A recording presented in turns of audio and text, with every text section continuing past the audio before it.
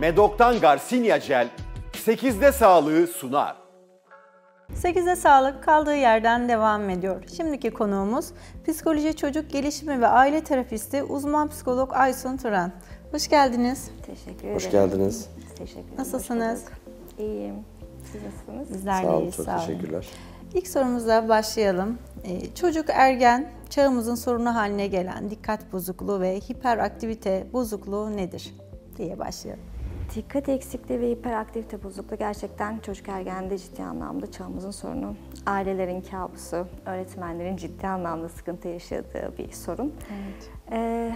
3 basamakta, 3 ana problemde tarif edebiliriz. Bir dikkat eksikliğinin yoğun olduğu, diğeri hiperaktivitenin, üçüncüsü de dürtü kontrol bozukluğunun yoğun olduğu. Dürtü kontrol bozukluğu ve hiperaktivitenin birlikte olduğu o biraz daha net ama dikkat eksikliği biraz daha sıkıntılı olan bir şey.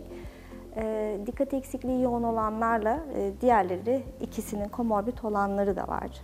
Dikkat eksikliği yoğun olan grup okulda çok ciddi anlamda sorun yaşıyor ve genellikle orada belli oluyor. Ama diğer kısım dürtü kontrol bozukluğu olan ve hiperaktivitesi olan grup okul öncesi de belli olan grup oluyor. Ana hatlarıyla 3 ana hatta ortaya çıkıyor. Evet. Hocam peki çocuk ve ergende dikkat eksikliğine eşlik eden başka durumlar var mı? Evet, maalesef var. Çoğu zaman dikkat eksikliği tek başına çok ortaya çıkmayabiliyor. Özellikle dürtü kontrol bozukluğu ve hiperaktivitesi olanlarda maalesef davranış bozuklukları, karşıt olma, karşıt gelme bozukluğu ve diğer problemlerde mesela duygularını kontrol etmekte çok zorlanabiliyorlar. İşte okulda ciddi anlamda öğrenme problemleri ortaya çıkıyor. Öğrenme güçlükleri de bunlara eşlik eden önemli etkenler. Evet. Şimdi az önce dediğiniz gibi öğretmenler için ciddi bir sıkıntı, aileler için, aslında çocuğun kendisi için bile problem olabiliyor yani arkadaş ortamında. Peki en etkili tedavi yöntemi nedir? Böyle bu durumu yaşayan aileler için konuşalım. En etkili şöyle anlatabilirim. Etkili tedavi yöntemi bugüne kadar dikkat eksikliği, hiperaktivitede daha çok ilaç kullanımı söz konusuydu. Yine aynı şekilde yoğunlukla ilaç kullanımı var. Özellikle dikkat eksikliğinde okullardaki o sıkıntılarda ilaç tedavisi tercih ediliyor. Diğer taraftan çocuğun dürtü kontrol bozukluğunu da kontrol altına alabilmek için, hiperaktivitesini kontrol altına alabilmek için belli risperidal gibi ilaçlar kullanılıyor. Yalnız ben şöyle bir şeyin daha etkili olduğunu söyleyebilirim. 3 basamakta biz tedaviyi çok önemsiyoruz. Birincisi ilaç tedavisi zaten olmazsa olmazımız. Diğeri aynı zamanda biliyorsunuz günümüzde çok önemli, bağırsağımız ikinci beynimiz.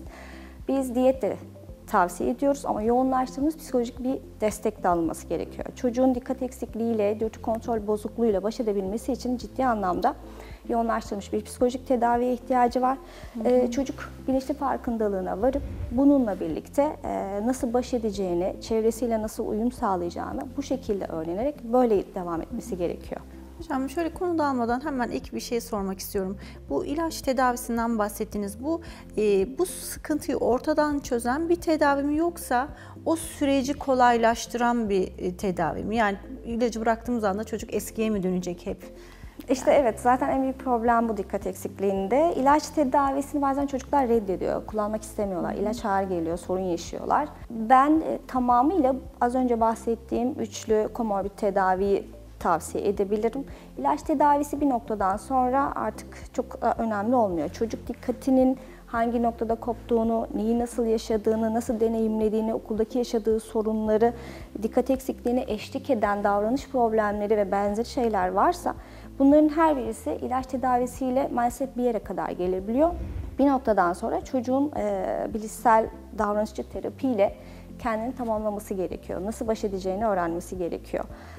Uzun ve yoğun bir tedavi. Aileler bazen bunu çok yapamıyor, biliyorlar. Hani süreç uzadıkça bu bitmeyecek mi gibi düşünebiliyorlar ama belli bir noktadan sonra çocuk bununla nasıl baş edeceğini bu üçlü bahsettiğim destekle sağladığımızda kalıcı, yani tedavi çok daha kalıcı olabiliyor. Diğer şekliyle ilaç maalesef birazcık yetersiz kalabiliyor. Hocam bu çoklu model tedavilerinden bahsedebilir misiniz? Çoklu modeli biz şu şekilde yapıyoruz. Diyetini takip ediyoruz çocuğun çünkü bu tarz durumlarda paketli gıda tüketilmemesi gerekiyor. Glutenden olabildiğince uzak tutmaya çalışıyoruz. İşte onun için önemli ya da özel olabilecek belli yiyecekleri takibiyle devam ettiriyoruz. Sonrasında psikolojik ve nörolojik takiplerini yapıyoruz. Çünkü bu çocukların aynı zamanda gerçekten bir ilerleme sağlayıp sağlamadığı sadece ilacı verdiğinizde belli olmuyor. Biz hem nörolog arkadaşlarımızla hem de psikiyatrist arkadaşlarımızla, ben de psikolog olarak takibini devam ettiriyoruz. Onlar yani doktor arkadaşlarımız, psikiyatrist ve nörolog ve diğer diyetini takip ettiğimiz doktor arkadaşlarımız belli rutinlerle işte 3'er aylık, 5'er aylık gibi rutinlerle takibini yaparken ben de haftada bir çocuğun sıkıntısını, okuldaki sorunlarını, bunları aileyle birlikte bir araya geliyoruz.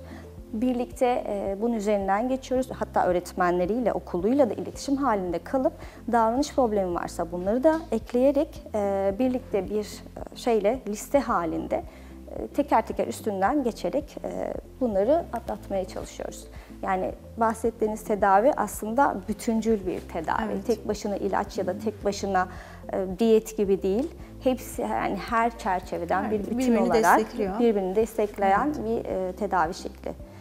Zaten araştırmalarda, çalışmalarda da bütüncül tedaviler daha etkili ve kalıcı. En önemlisi zaten burada kalıcılığı.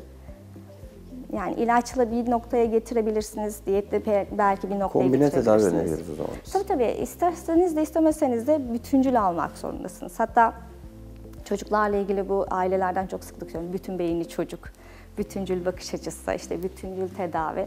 Artık günümüzde bu tarz şeyler çok daha etkili olduğu ortaya çıkıyor. Peki günümüzde çocuklarımızda otizm tanısı olmadan otizm belirtileri olan çocuklar var. Bunlar için nasıl bir yol izlenmeli? Takibi nasıldır ya da nedenleri nedir? Buradaki en büyük etken artık biliyorsunuz teknoloji kullanımı. Teknoloji kullanımı maalesef ailelerin de yapabileceği çok bir şey değil. Kontrolsüzce devam ediyor. Ne kadar uzak tutabilirsiniz? Tutamıyorsunuz. Çok küçük yaştaki başlayan telefon, tablet ya da teknolojik aletlere maruziyet belli bir şeyin uyaranın üzerine çıkarsa ya da çocuk uyarandan eksik kalırsa doğuştan yani organik olmayan bir otizm ortaya çıkabiliyor. Otizme çok benzer yani hemen hemen aynı şey ama otizm olmayabiliyor. Bu çok erken yaşta tespit edilmesi gereken bir şey. Çocuk konuşma yani geriliği, güçlüğü yaşıyorsa özellikle 0-24 ayda işte 1 yaştan sonra normalde işte belli sesleri çıkarması gerekiyor, belli kelimeleri konuşması gerekiyor. Bunları konuşmuyorsa İstediği şeyler ki biz otizmde en ayırt edici şey jest ve mimiklerdir. İşte sizden su istiyor, sadece yanına gidiyor ya da sizinle göz iletişimi kurmuyor. Jest ve mimiklerini çok az kullanıyor. Bu da benzer şeyler varsa, belirtiler varsa, nesneleri sıralıyorsa o zaman birazcık dikkat etmek gerekiyor ve mutlaka bir doktora başvurmak gerekiyor. Peki dikkat eksikliği olanların eğitim ya da akademik kariyerle ilgili bağlantıları? Dikkat eksikliğinde zaten en büyük problem kariyer ve bağlantı. Daha doğrusu akademik sorunlar. Akademik sorunlarla çocuklar sınav kaygısı çok yaşarlar. Mesela dikkat eksikliği olanlar. Çünkü çeldirici çok fazladır. Düşünsenize yani dikkat demek zaten kendinizi bir noktaya, bütün şeyinizde belli bir süre odaklanabilmek demektir. Odaklanmak demek dış uyaranların hepsini yok saymak, sadece bir anda bir yerde kalabilmek demek. Ama o çocuklarda şöyle bir şey oluyor. Şimdi buraya odaklanıyor, yandan bir şey geçti hemen dönüyorlar ya da işte bir ses duysalar dağılıyorlar. Sınav ya da ders çalışmak onlara eziyet gibi geliyor. Zaten zorlayıcı görevlerden çok kaçarlar. En sevdikleri şey bilgisayar oyunlarıdır. Bilgisayarın başından kaldıramazsınız ve bilgisayar dışında kolay yani keyif aldıkları bir iki şey dışında kolay kolay bir şey yaptıramıyorsunuz. Dolayısıyla ders çalışamazlar. Ders çalışmak onlara eziyet gibi gelir. Masanın üstünde yani masanın başında oturtturmak bile zordur. Özellikle dürtü kontrol bozukluğu varsa ve hiperaktivitesi varsa uyarı alırlar. Öğretmen bir şey anlattığında kendini oraya veremediği için dışarıda bir kuş uçsa hemen pencereden bakıyor ve orada gidiyor. Yani akademik olarak çok ciddi zorluk yaşıyorlar. Genellikle de gözden kaçabiliyorlar. Yani yaramaz çocuk olarak etiketlenip zaten yaramaz, zaten işte yapmaz. Çalışsa aslında başarı. Bunu çok sık duyarsınız. Ebeveynler öyle gelirler. Derler ki hocam çalışsa çok iyi de çalışmıyor. Çalışamıyor kısmını pek algılayamadıkları için ebeveynler ya da çocuklarına konduramıyorlar. Zeki ama çalışmıyor. Zeki ama çalışmıyor. Bu çok sık kullanılan bir şey. Zeki ama çalışma var. Bir de işin kötü tarafı bu çocuklara bu etiket yapışıyor.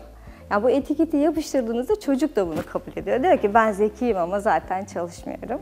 Otomatik olarak akademik gerilik başlıyor. Akademik olarak geride kalıyorlar. Davranış bozuklukları da eklenirse artık zaten gözden çıkarılan çocuk oluyorlar. Maalesef. Bir süre sonra işte boş verin, o öyledir. Bunun gibi etiketleri çok yaşıyorlar. Çok zorlansalar da onlara çok güzel bir çalışma tekniği uyguluyoruz biz. İşte ben diyelim ki dikkatini nasıl yoğunlaştıracak, çocukla birebir çalışıyorum. Nasıl kendini farkında olarak nerede toparlayabilir? Matematikte çok zorlanırlar mesela. Matematiği öğrenmekte çok güçlük yaşarlar. Matematikte nasıl yapabilirler? İşte Türkçe'de kopmadan kitap okurken özellikle kitapta çok koparlar. Hayal güçleri çok kuvvetlidir. Nasıl kopmadan orada kalabileceklerini birebir çalışıyoruz çocuklarla. Akademik olarak ben öğretmen, ilk lisansım öğretmenim, ikinci lisansım psikoloji. Öğretmen de olduğum için az çok tanıyabiliyorum çocukları. O yüzden onlarla şey yapıyorum, birebir giderek, hatta bazen ders çalışarak gidiyoruz, keyifle. Süpersiniz. Çok teşekkür ediyoruz. Ağzınıza sağlık. Ben teşekkür ederim. Çok teşekkürler. 8'e Sağlık'ta bugünkü konuğumuz psikoloji, çocuk gelişimi ve aile terapisti uzman psikolog Aysun Turan'dı. Kendisiyle çok hoş bir sohbet gerçekleştirdik. 8'e Sağlık kaldığı yerden devam ediyor. Medok'tan Garcinia Jel 8'de sağlığı sundu.